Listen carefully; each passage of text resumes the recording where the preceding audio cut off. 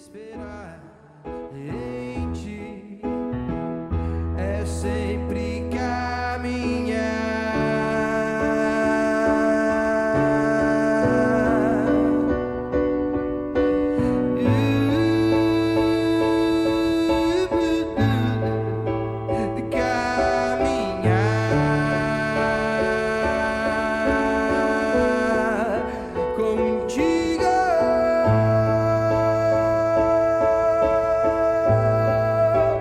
Caminhar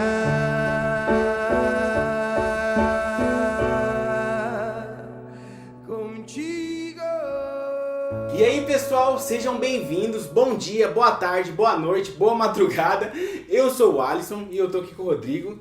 E a gente já veio falando nesse mês a respeito das promessas de Deus que nos movem nesse mundo caótico, nessas dificuldades, essas promessas que Ele nos deixa pra gente poder ter força, ter ânimo diante dessas dificuldades que a gente enfrenta no mundo. Rodrigo, você pode recapitular para quem tá vendo agora, quem acabou esquecendo ou quem tá começando agora, viu esse vídeo agora para conhecer essas outras promessas? Sim, irmão. Esse mês a gente falou sobre 3 promessas. A gente falou primeiro sobre a promessa do cuidado. Nessa promessa a gente deu uma olhada no Salmo 23 e viu como o pastor cuida das ovelhas. E percebeu como Deus cuida da gente. É como Ele cuida do nosso sustento, cuida da nossa saúde. A gente percebeu o cuidado de Deus nesse momento. A gente falou sobre a promessa da presença, né? E percebeu que na nossa vida tem momentos de transição, como você descreveu, que apresentam dificuldades, desafios pra gente. Mas existe uma promessa de que Deus vai estar presente com a gente em momentos como esse. Na semana passada a gente falou sobre a promessa do perdão. Essa promessa lembrou a gente que a gente é pecador e precisa do perdão, mas também lembrou a gente a coisa fantástica, que é a possibilidade da gente chegar na presença de Deus, confessar os nossos pecados e sair dessa conversa, sabe, aliviado, de que deixou o fardo para trás, de que o peso da culpa foi deixado para trás. Nessa semana passada a gente falou sobre isso e como isso move a gente para perdoar outras pessoas. Então essas foram as 3 promessas até agora: cuidado, presença e perdão. E eu falo para vocês, caso você não tenha visto as outras mensagens, vai estar aparecendo aqui no card para vocês e deem uma olhada, vale muito a pena porque dá aquele alívio, o nosso coração fica mais tranquilo de saber que tem um Deus que está cuidando da gente, que está a todo momento ali nos ajudando. E Rodrigo, hoje a gente vai falar sobre qual promessa essa semana? Então a gente vai falar sobre a promessa das promessas, Alisson. Parece nome de filme, o último filme de uma trilogia, né, cara? Mas é isso, é exatamente isso, é o grande final, é a grande o grande encerramento dessa nossa conversa sobre promessas, é a promessa das promessas. Eu queria que a gente desse uma olhada lá em Apocalipse, capítulo 21, a partir do verso 1. Nesse momento, o que a gente vai ler aqui, o texto que a gente vai ler aqui, é assim, João descrevendo o que ele está vendo, o que está sendo apresentado para ele. O que ele está vendo? Ele está vendo a descrição do futuro. Está sendo apresentado para ele um vislumbre do futuro, uma visão do futuro. E João descreve isso aqui. A gente vai perceber já no começo ele falando, então eu vi. É João falando o que ele estava vendo. Vamos dar uma olhada lá no texto. Então vi novos céus e nova terra, pois o primeiro céu e a primeira terra tinham passado, e o mar já não existia. Vi a cidade santa, a nova Jerusalém, que descia dos céus da parte de Deus, preparada como uma noiva adornada para o seu marido. Ouvi uma forte voz que vinha do trono e dizia: agora o tabernáculo de Deus está com os homens, com os quais ele viverá, eles serão seus povos. O próprio Deus estará com eles e será o seu Deus. Ele enxugará dos seus olhos toda lágrima, não haverá mais morte, nem tristeza, nem choro, nem dor, pois a antiga ordem passou. Aquele que estava sentado no trono disse: estou fazendo novas todas as coisas. E acrescentou: escreva isso, pois estas palavras são verdadeiras e dignas de confiança. E disse-me ainda: está feito. Eu sou o alfa e o ômega, o princípio e o fim. A quem tiver sede, darei de beber gratuitamente da fonte da água da vida. O vencedor herdará tudo isto, e eu serei o seu Deus, e ele será o meu filho. Alisson, essa é a descrição do céu, do paraíso, né? O livro de Apocalipse descreve em muitos momentos, tem alguns momentos dessa descrição, né? E o final aqui, João fala bastante sobre isso, né? Do que está sendo apresentado para ele sobre esse paraíso. E a gente falou até agora sobre essas promessas que a gente comentou no começo do vídeo, da nossa conversa aqui, né? E a grande realidade, Alisson, é que assim, ó, a existência dessas promessas, ela traz com elas uma verdade sobre o nosso mundo. Por exemplo, o fato da gente ter a promessa do cuidado de Deus, por exemplo, o nosso sustento, significa que algumas vezes o agricultor ele vai trabalhar, ele vai se dedicar na terra, vai arar a terra, mas de alguma forma a terra não vai responder adequadamente a esse trabalho. E ele precisa então confiar que Deus sustenta ele. Mas a terra não respondeu adequadamente. A gente olha, por exemplo, para a promessa da presença de Deus em tempos difíceis na nossa vida, e isso traz uma lembrança para a gente. Há tempos difíceis com os quais lidar. A promessa do perdão lembra pra gente inicialmente que a gente é pecador e peca contra ele. A gente erra uns com os outros e carece do perdão de Deus, carecemos de nos perdoar uns com os outros. É como se o mundo ele fosse, sabe, um presente, quando você dá um presente para uma criança e ela abre o presente, mas ao pegar o presente ele não está funcionando bem. Você pega aquele presente na mão e, cara, ele está funcionando, ele não está funcionando adequadamente, tem alguma coisa escangalhada nele. A gente olha para o mundo e fala, cara, tem alguma coisa errada, funcionando mal no mundo, né? Eu fiz uma pesquisa bem simples sobre conflitos no mundo. Olha só as 3 coisas que a gente encontra quando a gente pesquisa sobre isso no site da ONU. Os 3 primeiros destaques, olha. Ataques a operações humanitárias aumentam 10 vezes nas 2 últimas décadas. Os ataques a operações que estão lá nas guerras, né, para cuidar das pessoas, eles aumentaram, dobraram nas 2 últimas décadas. Fome ameaça mais de 40 milhões de pessoas no mundo. O mundo hoje chega ao número recorde de 82 milhões de refugiados depois desse período de pandemia. Alisson, essa realidade do que eu acabei de falar, a descrição do que eu acabei de falar, isso não é novo.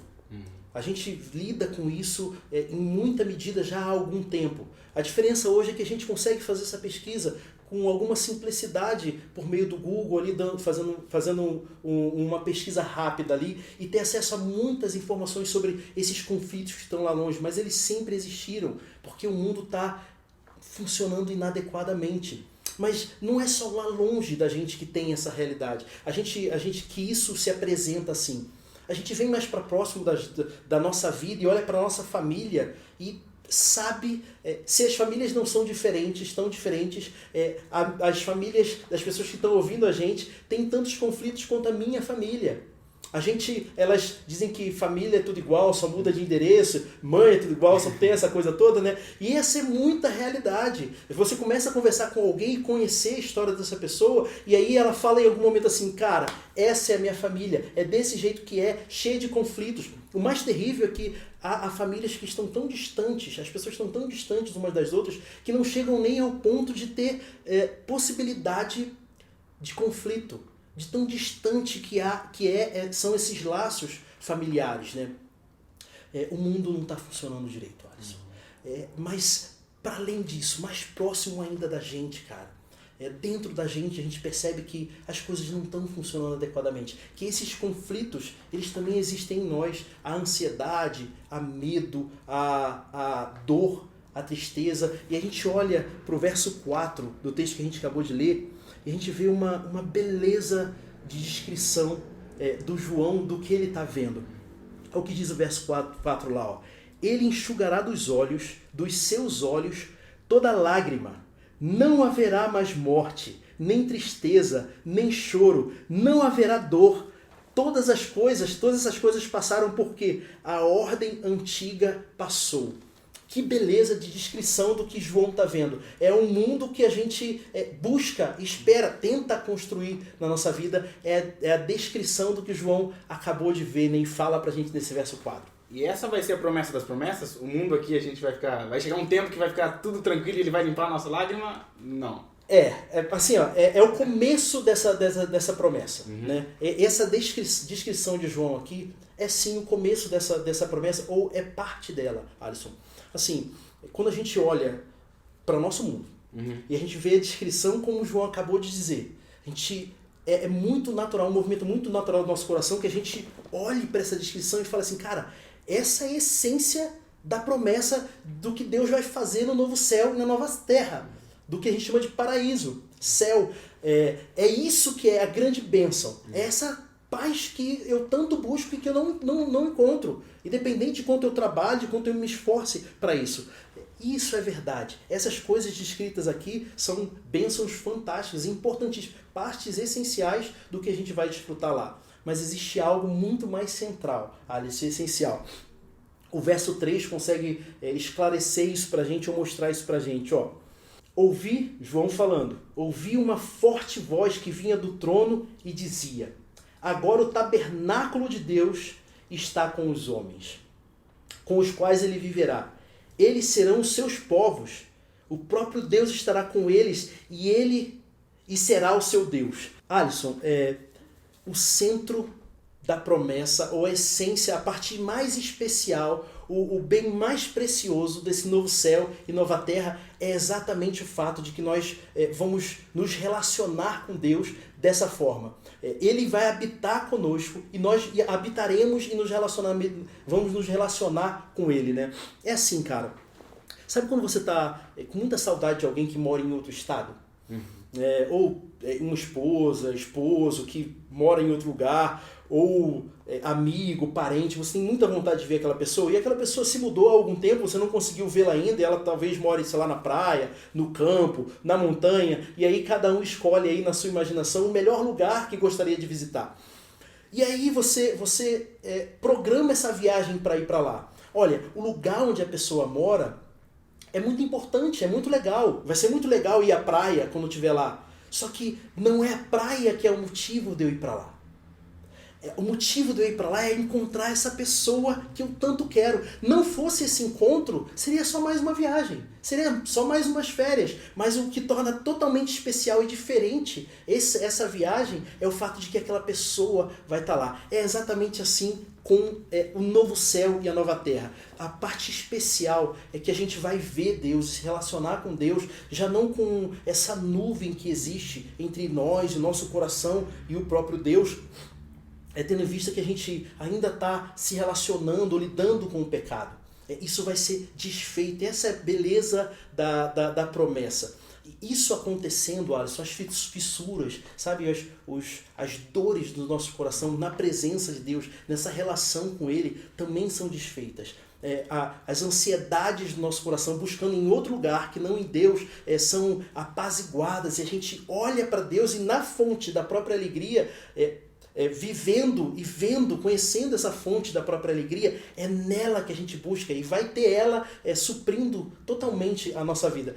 Essa é a grande promessa dessa semana e, por fim, é a grande promessa de todo mês. A promessa das promessas é que nós, ou que no novo céu e na nova terra, nós vamos nos relacionar com Deus e conhecê-lo como somos conhecidos. Cara, que bacana. E eu queria entender, essa promessa de novo céu e nova terra, de eu estar presente lá, de eu poder ir nessa viagem, é para todo mundo? Tá abrangendo todo mundo, tipo todo mundo mesmo, de hoje do mundo, ou é para algumas pessoas?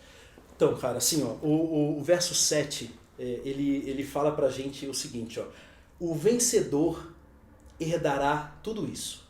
Né?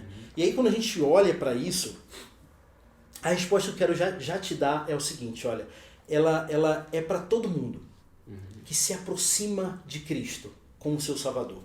Essa é a verdade. Ela é para todo mundo que se aproxima de Cristo como seu Salvador. E a gente olha para esse verso 7 e fala assim, poxa, Rodrigo, mas ele fala que o vencedor, ele vai alcançar, ele vai receber, herdar tudo isso. E cara, que habilidade que é precisa para vencer, né? Tá começando os Jogos Olímpicos aí, o que a gente vê é uma grande disputa, e é massa mesmo, né? Muito legal, gosto pra caramba me amarro em esporte, gosto pra caramba dos jogos. Não faço muito esporte, mas eu gosto de assistir os caras jogando. E eu percebo que os caras têm umas habilidades que eu não tenho de jeito nenhum, tô longe de ter. E eu, quando olhei para esse verso, falei, cara, o que é preciso? A grande pergunta é o que é preciso para ser esse vencedor? Existe só um requisito, Alisson, para ser o vencedor de Deus aqui. para ser estar qualificado como vencedor aqui. E é exatamente o que a gente falou. Se aproximar de Cristo como Salvador, irmão. Olhar para Cristo nessa aproximação, confiar no que Ele fez na cruz como suficiente para a gente receber o perdão de Deus pelos nossos pecados. Esse é o único requisito e a parte deliciosa, uma das partes deliciosas do que a gente está falando aqui. Olha que fantástico. Ele descreve como vencedor, mas de uma vitória que já foi ganha por outro e dada para a gente de graça, gratuitamente. Então, sim, irmão, é para todo mundo que se aproxima de Cristo dessa forma. Ah, interessante. E as outras promessas, olhando para elas, a do cuidado, a da presença, a do perdão, é conforme a gente está vendo aqui. Se a gente, por exemplo, tá com aquele problema financeiro, a gente sabe que Deus está cuidando da gente, ou aquele problema emocional, Ele está cuidando, se a gente se sente sozinho, por mais que a gente esteja sozinho, Ele está com a gente. E como que a gente pode se mover com essa promessa? Como que ela pode dar esperança no nosso coração? Sim, irmão, tem a primeira coisa que me vem à cabeça. Quando eu penso nisso, poxa, como essa promessa me move. É o simples fato de que, assim, Alisson, a gente sabe para onde a gente está indo. Aqueles que se aproximam de Cristo, assim, e que são encontrados por Deus, sabem para onde está indo. Sabe, o maior problema da gente é resolvido nesse momento. A gente tem uma coisa engraçada que se fala, né? Olha, tem jeito para tudo, menos para a morte, né? E eis aí o momento em que a morte o problema da morte é solucionado. Em Deus, com Cristo, não há problema de morte. Por quê? Porque a vida não se resume a essa vida aqui.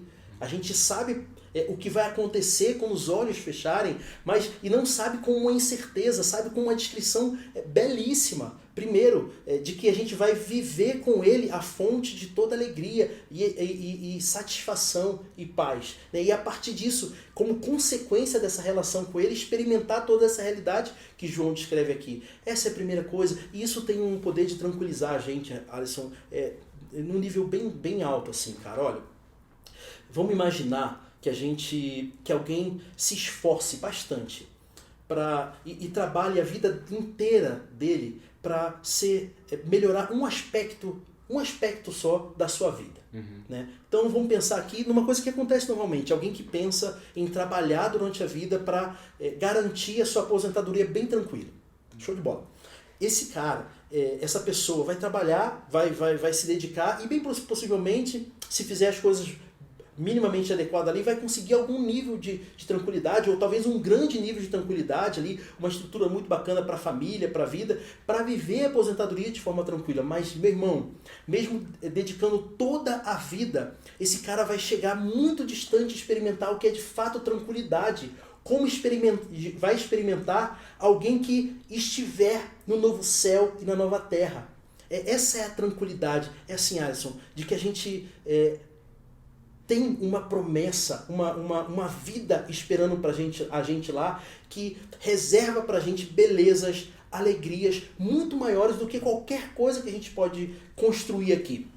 Olhando para isso, parece assim, poxa, Rodrigo, então essa fala me desestimula a viver, a construir, a vencer, a estudar, a fazer coisas. Não, muito pelo contrário, cara. A vida é uma bênção fantástica. Essa vida aqui, dada por Deus, é uma bênção fantástica dele pra gente. E a gente tem que viver ela ao máximo mesmo. Procurar estudar, procurar se dedicar, progredir. É algo que Deus preparou mesmo pra gente viver dessa forma. Mas a tranquilidade da gente é que assim, olha, tá tudo bem.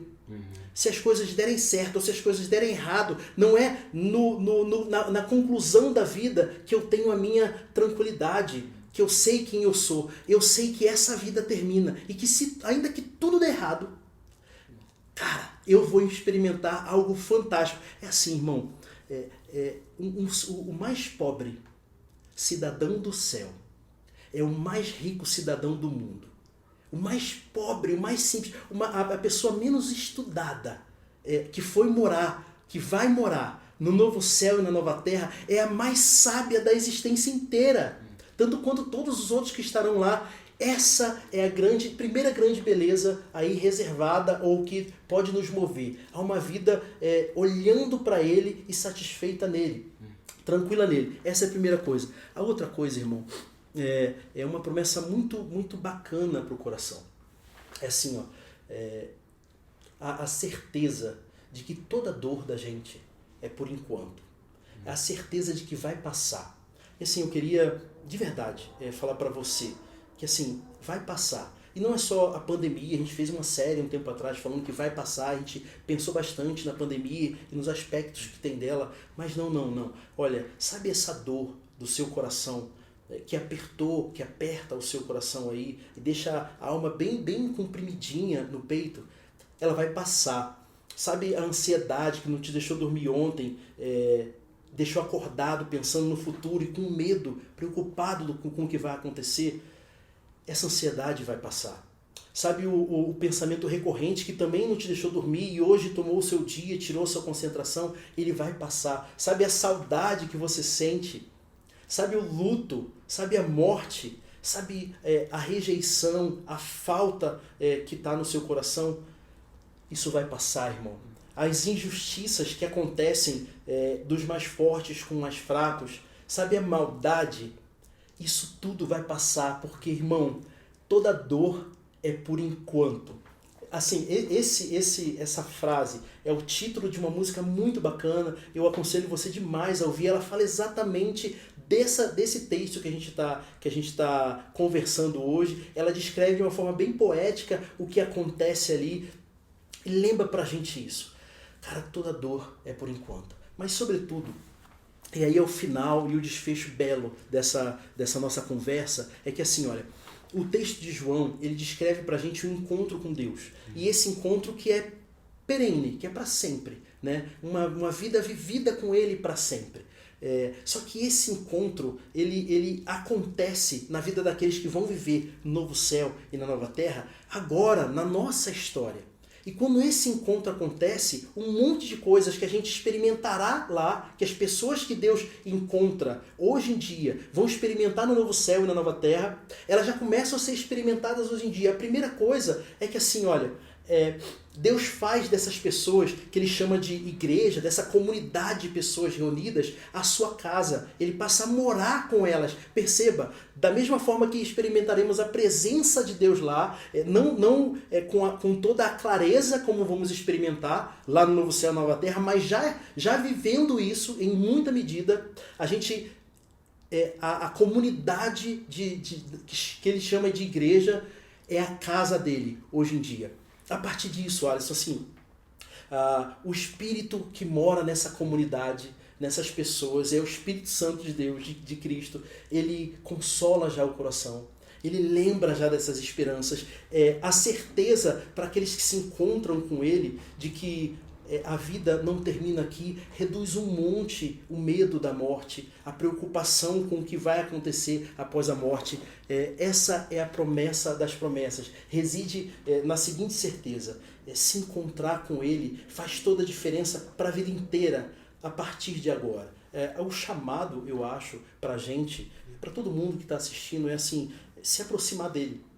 Esse é o chamado. É para a gente, chegando perto dele, a partir do que Cristo fez na cruz, passar a partir de hoje já, experimentar e viver essas realidades descritas por João aqui, em boa medida na nossa vida.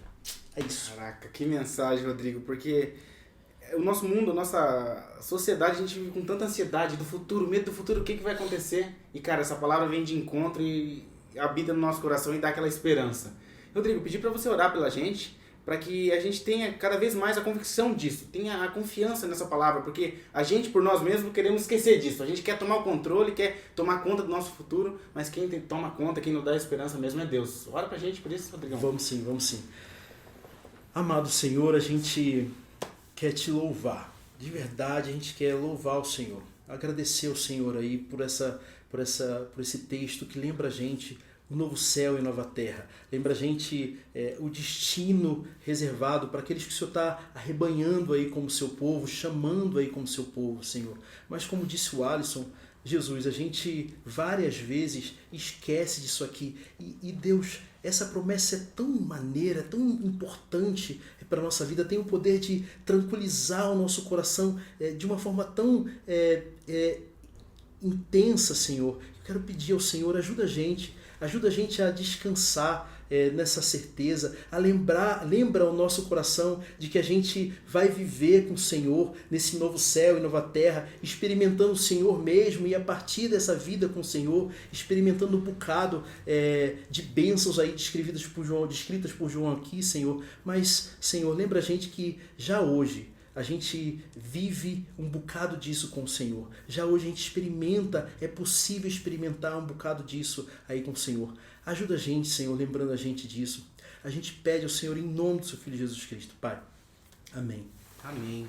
Pessoal, aqui a gente terminou a nossa série, mas veja os outros vídeos que vai te ajudar muito. E se essa mensagem fez sentido para você, espalhe essa mensagem maravilhosa, essa esperança que você pode colocar na vida da outra pessoa e Deus tocar ela e ela pode ter essa esperança maravilhosa. Show de bola. E semana que vem tem uma nova série. Tem uma nova série, hein? Fique atento aí. Um beijo para vocês, até mais.